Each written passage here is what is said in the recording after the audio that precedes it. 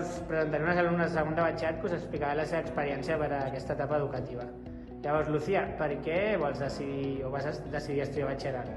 Jo vaig decidir estudiar batxillerat perquè no tenia molt clar què volia fer en un futur. En comptes de ficar-te a un grau que és massa específic, et fiques a un batxillerat que és molt general i tens 2 anys per decidir.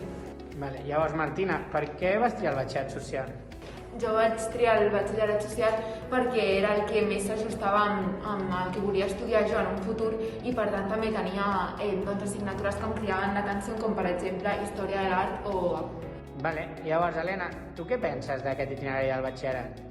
Bueno, penso que aquesta modalitat és molt completa, ja que, com ha dit la Martina, fas assignatures com Economia d'Empresa, Història de l'Art, però també Geografia, Literatura Castellana, Matemàtiques, etc.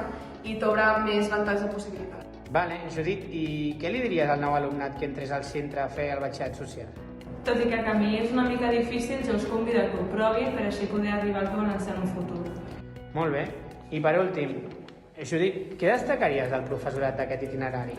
Doncs que els professors del col·le són molt propers i que t'ajuden en tot el que necessites.